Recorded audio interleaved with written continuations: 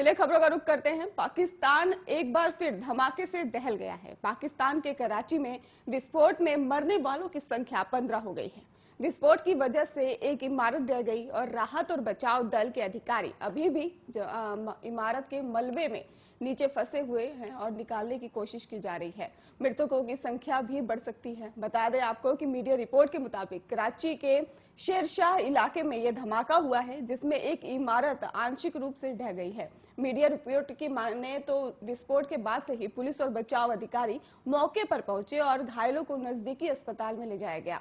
Media report ये भी बता रही है कि कई लोगों के मलबे में दबे होने की भी आशंका जताई जा रही है। विस्फोट की वजह से अभी साफ तौर पे पता नहीं चल पाया है कि विस्फोट की प्रकृति का क्या पुलिस द्वारा लगाया जा रहा है, और कुछ मीडिया रिपोर्ट्स में बताया जा रहा है कि घटना विस्फोटकों के धमाके के कारण हुई है। वहीं गैस रिसाव की वजह से भी विस्फोट की आशंका जताई जा रही है। फिलहाल कार्रवाई जारी है।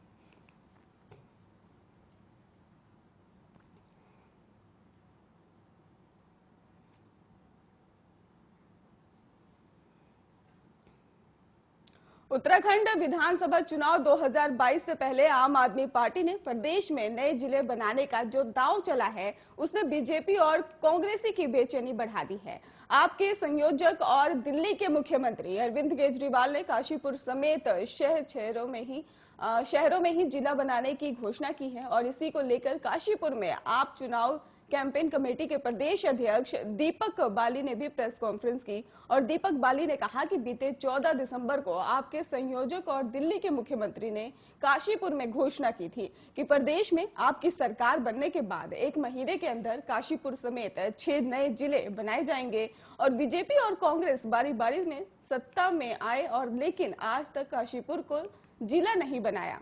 लेकिन आपकी इस घोषणा से बीजेपी और कांग्रेस में खलबली मच गई है और अब दोनों ही पार्टियों के नेताओं में पेट में दर्द होने लग गया है। उन्होंने कहा कि इससे भी अधिक शर्म की बात है और क्या होगा कि बीजेपी सिर्फ जिले के मुद्दे पर चुनाव जीतती थी, लेकिन हर बार बीजेपी ने काशीपुर की जनता को निराश किया है। देश के मौजूदा रक्षा मंत्री राजनाथ सिंह जब खुद भाजपा के राष्ट्रीय अध्यक्ष के रूप में साल 2007 में ही काशीपुर आए थे, तब उन्होंने चुनाव प्रचार के दौरान काशीपुर को जिला बनाने की घोषणा की थी और यहां से बीजेपी प्रत्याशी चुनाव भी जीता था। बावजूद इसके काशीपुर को जिला घोषित नहीं किया गया।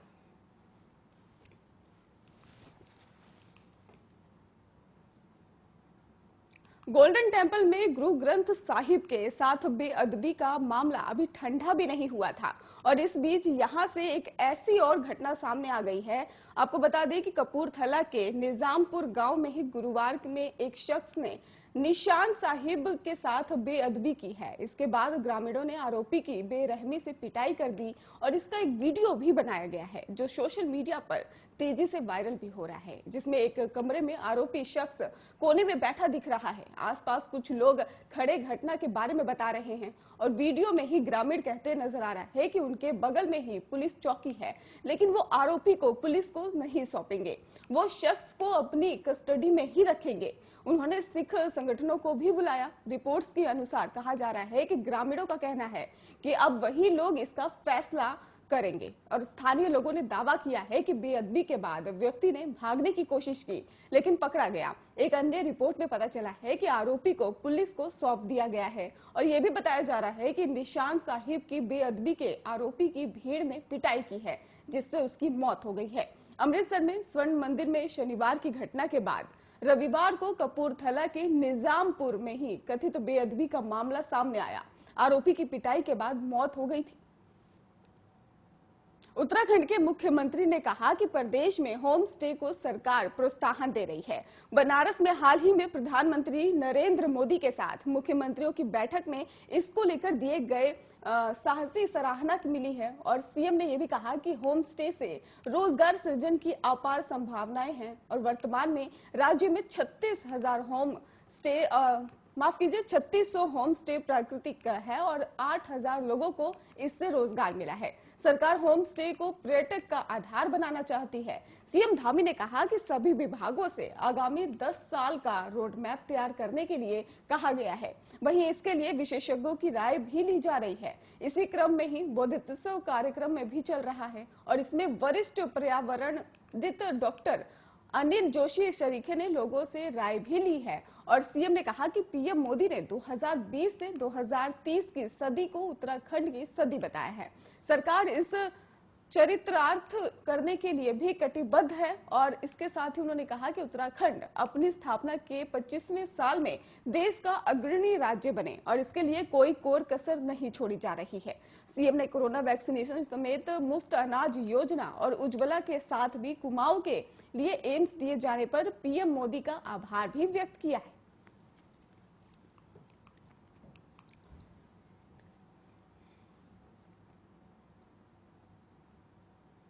बीजेपी की जन विश्वास यात्रा की शुरुआत एक साथ अंबेडकर नगर, मथुरा, बिजनौरी, झांसी, बलिया और गाजीपुर से हुई।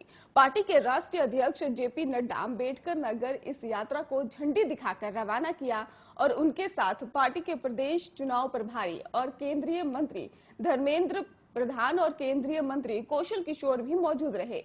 मथुरा से मुख्यमंत्री योगी आदित्यनाथ यात्रा को रवाना किया। बीजेपी के प्रदेश अध्यक्ष स्वतंत्र देव सिंह ने भी पार्टी को लेकर मुख्यालय को बताया कि अंबेडकर नगर से शुरू होने वाली यात्रा अयोध्या, गोंडा और बलरामपुर, श्रावस्ती, बहराइच और लखीमपुर, सीतापुर, हरदोई, उन्नाव, रायबरेली, बाराबंकी होते हुए लखनऊ के काकोरी में समाप्त होगी और मथुरा से यात्रा अलीगढ़, हाथरस और आगरा, फिरोजाबाद, मैनपुरी, एटा और काशगंज, बदायूं, शाहजहांपुर और पीलीभीत होते हुए बरेली में समाप्त होगी। बिजनौर के बिदुर कुटी से यात्रा का शुभारंभ केंद्रीय सड़क परिवहन और राजमार्ग मंत्री नितिन गडकरी, उप मुख्यमंत्री केशव प्रसाद मौर्य और केंद्रीय मंत्री संजीव बालियान करेंगे। ये मुजफ्फरनगर, सहारनपुर, शामली, बागपत और मेरठ, गाजियाबाद, गौतम बुद्ध नगर, बुलंदशहर और हापुड़ और अमरोहा, मुरादाबाद, संभल से होते हुए रामपुर में समाप्त होगी। रक्षा मंत्री राजनाथ सिंह, उप मुख्यमंत्री दिनेश शर्मा और केंद्रीय मंत्री साध्वी निरंजन ज्योति झांसी से यात्रा को रवाना करेगी। ये ललितपुर, महोबा, बांदा, चिरकुट और फतेहपुर, हमीरपुर, जालौन, औरैया, इटावा और फर्रुखाबाद, कानपुर देहात होते हुए कानपुर में समाप्त होगी। एमपी के मुख्यमंत्री शिवराज सिंह चौहान बलिया से यात्रा का शुभारंभ करेंगे, जो मऊ और आजमगढ़, गोरखपुर, देवरिया, कुशीनगर और महाराजगंज, सिद्धार्थनगर, सतंकबीर नगर होते हुए बस्ती तक जाएगी। केंद्रीय मंत्री स्मृति ईरानी भी गाजीपुर से यात्रा का शुभारंभ करेगी और मौके पर श्रम मंत्री स्वामी प्रसाद मौर्य और कानून मंत्री ब्रजेश पाठक उपस्थित रहेंगे और यात्रा चंदौली, सोनभद्र और मिर्जापुर, प्रयागराज, कौशाम्बी, प्रतापगढ़, भदोही, वाराणसी, जैनपुर, सुल्तानपुर होते हुए अमेठी में समाप्त होगी। स्वतंत्र देव ने कहा कि 2017 के चुनाव में बीजेपी ने पूर्ववर्ती सरकार की खामियों को उजागर करने के लिए यात्रा निकाली थी और इस बार अपनी सरकार की उपलब्धियां बताने के लिए यात्रा निकाल रहे हैं। उन्होंने बताया कि ये सभी यात्राएं 403 विधानसभा क्षेत्रों से होकर गुजरेगी।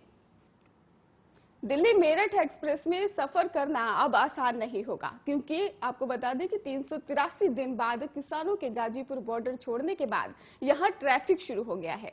वाहनों की संख्या बेतहाशा वृद्धि को देखते हुए ही टोल लगाने का फैसला लिया गया है और आपको बता दें कि 25 दिसंबर से फ्री सफर पर ब्रेक लगने जा रहा है। 82 किलोमीटर लंबा दिल्ली मेरठ एक्सप्रेस में दिल्ली को ही मेरठ से जोड़ता है और अभी तक ट्रैफिक बिन टोल के ही चल रहा है, लेकिन अब इस रूट पर चलने के लिए कीमत देनी होगी। मसलन सड़क और परिवहन मंत्रालय के नोटिफिकेशन के मुताबिक लोगों को 65 पैसे प्रति किलोमीटर के हिसाब से भुगतान करना होगा और NHAI ने भी प्रोजेक्ट डायरेक्टर अरविंद कुमार ने बताया है कि 25 दिसंबर सुबह 8 बजे से टोल वसूला जाएगा।